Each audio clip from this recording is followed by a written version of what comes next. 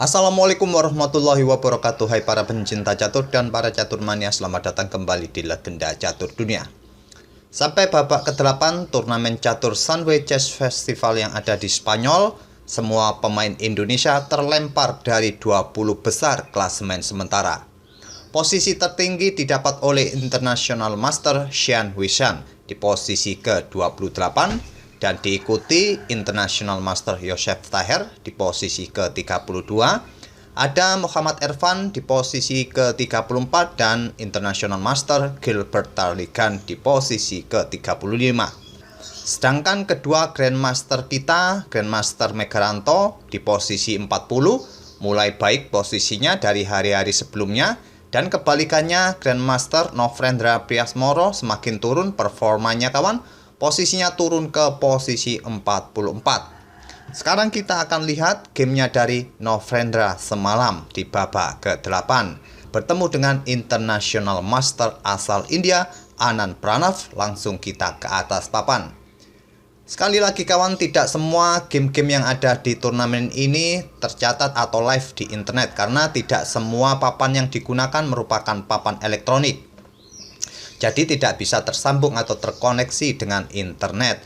Hanya sekitar 22 partai saja kawan yang tersedia papan elektroniknya.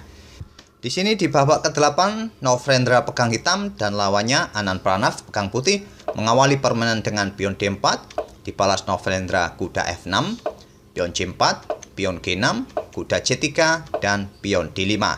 Nofrendra bermain dengan Grand Field Defense. Dan di sini putih memilih variasi pertukaran pion C pukul pion D5 dipukul balik oleh kuda. Selanjutnya pion E4 untuk mendapatkan kontrol-kontrol di petak pusat ini kawan dengan dua pion pusatnya, dan kuda pukul kuda dipukul balik oleh pion B. Langkahnya masih cukup standar seperti yang kalian lihat. Hitam untuk sementara waktu sampai langkah ke-6 ini menyerahkan kontrol pusat pada pion-pion putih ini kawan. Di petak-petak pusat dia menguasai kontrol pada petak pusat ini. Sedangkan kompensasi yang didapat oleh hitam dalam variasi pertukaran ini adalah mempunyai pion mayoritas di sayap menteri melawan dua pion putih. Biasanya cukup sederhana permainan variasi pertukaran ini kawan, yang nanti biasanya hitam mempunyai keuntungan pion bebas di sayap menteri, sedangkan putih mempunyai pion yang cukup kuat di sentral nanti. Gajah G7 lanjut Priasmoro, gajah E3, pion C5 menyerang pion pusat. Jika menerima tantangan pion hitam ini sama saja kalian melakukan kesalahan fatal kawan. Gajah akan pukul pion C3 dan akan mendapatkan beteng kalian. Oleh karena itu pada posisi seperti ini biasanya langkah menteri D2, beteng C1 merupakan pilihan utama bagi putih. Di sini Anand Pranav memilih langkah menteri D2 dan menteri hitam A5 memberikan pressure bagi pion C3, dan putih melanjutkan pengembangan kuda F3. Menggeser beteng terlebih dahulu ke petak C1 juga pilihan yang bagus, pilihan utama. Kuda ke F3 merupakan pilihan ketiga. Di sini Nofrendra memutuskan rokade, beteng C1 dan beteng hitam D8.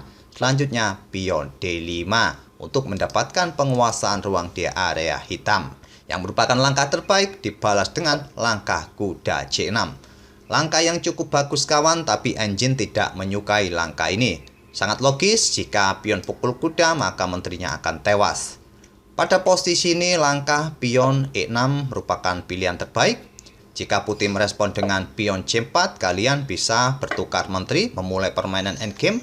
Atau jika putih membalas dengan gajah ke petak G5 menyerang beteng kalian, beteng bisa naik, atau pion F6 setelah gajah mundur, kalian bisa melanjutkan pengembangan kuda ke petak C6 ini kawan. Di sini tadi Nofrendra lebih memilih setelah pion D5 dimainkan oleh putih memainkan kuda C6-nya, dibalas putih dengan pengembangan gajah E2, pion E6 menantang pion pusat putih untuk merusak dominan pion pusat, gajah G5 menyerang beteng, ditutup oleh pion F6, gajah kembali ke E3, dan Nofrendra memutuskan bertukar pion pusat, dipukul balik oleh pion E mengancam kuda. Sekali lagi, jika kuda ini tidak pindah tidak masalah karena posisi pion kena pin dari beteng hitam. Di sini Nofrendra memanfaatkannya dengan langkah gajah G4 melanjutkan pengembangan untuk menekan kuda F3. Mungkin nanti bertukar dengan kuda putih ini kawan gajahnya dan memberikan kesempatan kudanya untuk bergerak ke peta E5. Bisa jadi seperti itu taktik yang direncanakan oleh Novendra. Tapi langkah gajah ini tidak disukai oleh Stockfish. Lebih menyarankan kuda langsung lompat ke peta E7 untuk memberikan pressure bagi pion putih D5 ini. Pion ini tidak akan dipaksa maju kawan karena akan menjadi pion lemah nantinya karena sudah tidak ada dukungan dari pion satunya di lajur C yang dihentikan oleh pion hitam ini. Kemungkinan putih akan memainkan pion C4-nya dan di sini kalian bisa langsung bertukar menteri. Tapi di sini tadi saat pion pukul pion dan dipukul balik oleh pion putih mengancam kuda, di sini Novendra melanjutkan pengembangan gajah G4-nya. Dibalas putih dengan pion C4 untuk memperkuat posisi pionnya dan menantang pertukaran menteri. Tantangan ditolak dengan langkah kuda B4 yang merupakan langkah terbaik. Dan di sini putih melakukan rokade. Selanjutnya pion B6 oleh Novendra kembali membuat langkah yang tidak akurat kawan setelah gajah G4 tadi. Di sini kawan memang terlihat logis untuk memperkuat bangunan pionnya dari ancaman gajah gelap putih di diagonal ini. Tapi langkah terbaik harusnya hitam bisa mendapatkan pion yang ada di peta A2 ini kawan. Pastinya mungkin akan terjadi pertukaran menteri di sini, tapi jika gajah putih ini pukul pion yang ada di peta C5 ini merupakan langkah blunder besar karena setelah menteri pukul menteri dipukul balik oleh kuda, gajah pukul gajah memberikan ancaman bagi beteng. Tentu saja jika beteng digeser selanjutnya garbuan kuda kawan. Jadi pada posisi ini akan terjadi pertukaran perwira dan putih akan kalah kualitas perwira nantinya dengan variasi seperti ini. Jika tadi pada posisi seperti ini saat menteri hitam pukul pion A2 dan putih melanjutkan pukul pion C5, itulah yang akan terjadi kawan, putih akan kalah kualitas perwira. Tapi bagaimana jika pada posisi ini menteri putih bertukar dengan menteri hitam? Coba kita lihat. Akan dipukul balik oleh kuda mengancam beteng. Jika beteng naik kawan ke peta C2 mengancam kuda, kuda bisa balik ke peta B4 untuk kembali mengancam beteng dan mempunyai tempo untuk memperbaiki bangunan pionnya nanti dari ancaman gajah gelap putih ini. Atau jika beteng ini digeser ke peta A1 menyerang kuda, kuda bisa lompat ke peta C3 gantian mengancam gajah. Setelah gajah ini dipindah ke peta D3 mungkin hitam bisa memainkan pion F5-nya untuk membuka diagonal peta gelap, persiapan memberikan discover attack bagi beteng putih. Jika tetap nekat kawan, gajah pukul pion yang ada di peta C5, kuda kalian bisa lompat ke peta E4, memberikan discover attack bagi beteng yang ada di peta A1. Dan juga kuda ini sedang mengancam gajah. Nantinya juga sama kawan, jika kalian pukul kuda ini, maka beteng kalian juga akan tewas dan selanjutnya tinggal pilih apakah menyelamatkan gajah atau merebut gajah hitam di peta A1. Dan tentu saja kawan, dengan variasi ini hitam nantinya unggul kualitas perwira. Tapi pada posisi seperti ini tadi kawan, saat ada kesempatan untuk pukul pion yang ada di peta A2, Novendra memilih pion B6 dan dibalas dengan pion H3 mengancam gajah. Di sini gajah tidak melakukan pertukaran dengan kuda, dia menarik mundur gajah ke D7.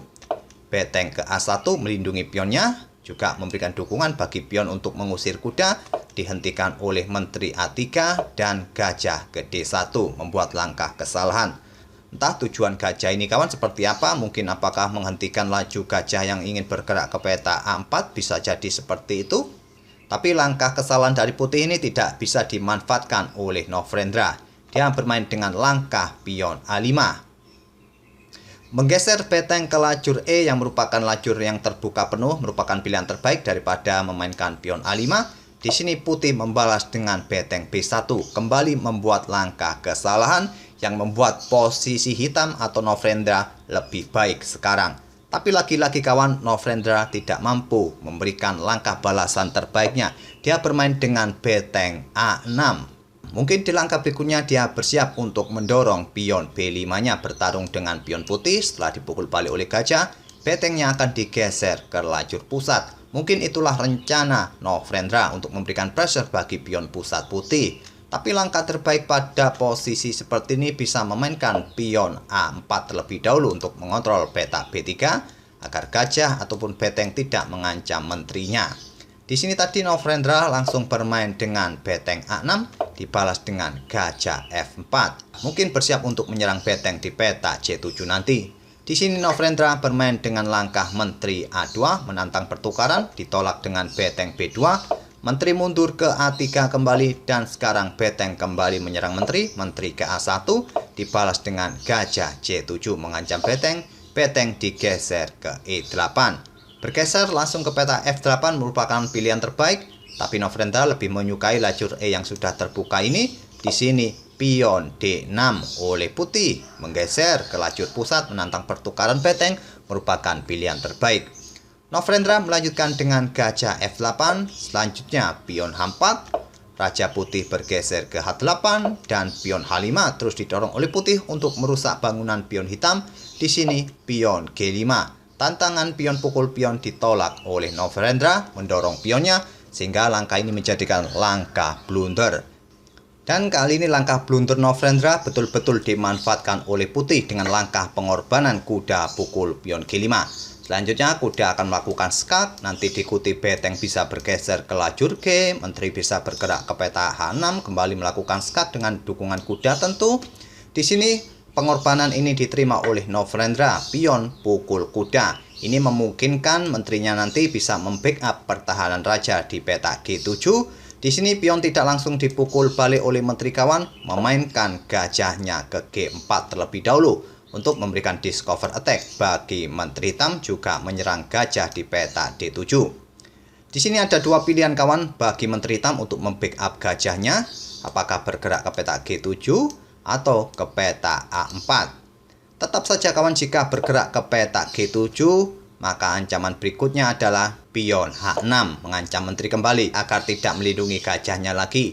Jika menteri kalian geser ke peta F7, maka giliran beteng putih nanti akan aktif ke peta F3 menyerang menteri kembali. Jadi jika menteri ini bergerak kawan ke peta D4 untuk menawarkan pertukaran, tawaran pasti akan diterima. Setelah dipukul balik, putih akan melanjutkan pukul gajah di D7 mengancam beteng tidak mempunyai peta yang cukup bagus. Anggap saja bergeser ke peta A8, selanjutnya gajah akan ke peta B5 mengancam beteng satunya. Setelah beteng ini bergeser, giliran gajah gelap pukul pion B6 kembali mengancam. Beteng bergeser dan gajah mendapatkan pion di D4 skak. Setelah raja bergeser, kalian bisa bermain dengan beteng ke peta G4 atau menyelamatkan pion ini kawan dari ancaman gajah gelap. Tapi kalian juga nanti akan kehilangan pion H6. Tapi tidak masalah, kalian masih mempunyai dua pion bebas nanti untuk bisa kalian koneksikan dan menjadi pion yang berbahaya. Tentu dengan variasi seperti ini, putih sangat diuntungkan kawan. Tapi pada posisi seperti ini, saat ada discover attack ini kawan dari beteng putih, Novendra memilih peta A4 untuk membackup gajahnya dan putih melanjutkan dengan beteng A3 menyerang menteri. Menteri pukul beteng, gajah pukul gajah mengancam beteng ke E4 oleh Novendra dan dibalas dengan langkah gajah F5 kembali menyerang beteng. Tidak diberikan nafas kawan beteng ini, beteng digeser ke D4. Menyerang menteri juga memblokade dukungan bagi pionnya nanti kawan. Tapi dengan melangkahkan atau menggeser beteng ke peta D4 ini, dia harus melepaskan pion G5-nya. Kenapa beteng ini tidak digeser saja ke peta F4? Untuk memblokade ancaman terhadap pionnya ini. Karena ini akan memberikan kesempatan bagi putih mendorong pionnya kawan segera promosi, juga membuka serangan terhadap betengnya nanti. Walaupun kalian mempunyai kuda di peta C6 ini mengontrol peta D8, tetap saja kawan kalian nanti akan kolaps dengan variasi seperti ini pun. Mungkin sudah diperhitungkan dengan cermat oleh Novendra. Pada posisi ini memang posisinya sudah mulai kolaps. Dia menggeser beteng ke D4. Dibalas menteri ambil pion G5 dan persiapan memberikan ancaman yang cukup serius di peta ini kawan, disusul dengan langkah gajah ke peta E6 nanti. Di sini beteng turun ke A8 dan pion H6. Ancamannya cukup serius kawan, menurut perhitungan 10 langkah lagi hitam akan kena skakmat. Ancaman berikutnya yang paling serius adalah menteri F6 skak. Jika ditutup oleh gajah maka langsung skakmat. Jika raja bergeser ke peta terang pun gajah E6 skakmat sama saja. Di sini Novendra merespon dengan melakukan pengorbanan beteng pukul pion D6, membuka diagonal gelap bagi pergerakan menterinya nanti untuk mengontrol peta-peta gelap di depan rajanya ini. Gajah pukul beteng dan menteri ke C3. Selanjutnya adalah gajah pukul gajah menghilangkan penjaga peta G7. dan dibalas dengan beteng pukul gajah. Selanjutnya, Menteri ke-7. Ini membuat Priasmoro atau Novendra Priasmoro menyerah di langkah ke-38. Ancamannya cukup serius kawan. Ancaman skakmat di peta A7, Menteri pukul pion A7 skakmat, atau mengancam beteng, sekalipun beteng kalian ambil gajah yang ada di peta F5 ini, Menteri akan maju melakukan skak, sudah tidak ada cara lain selain menutupnya, dan skakmat. Itulah kenapa pada posisi seperti ini, saat Menteri ini bergerak ke peta E7, 2 langkah skakmat sudah tidak ada obatnya. Novendra langsung menyerah di langkah ke-38.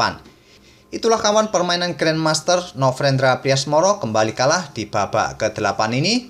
Kita doakan saja kawan di sisa-sisa babak berikutnya, kurang lebih 3 babak lagi, semua pemain Indonesia memberikan penampilan terbaiknya. Paling tidak adalah beberapa pemain yang masuk 20 besar atau bahkan 10 besar yang menyisakan 3 babak lagi.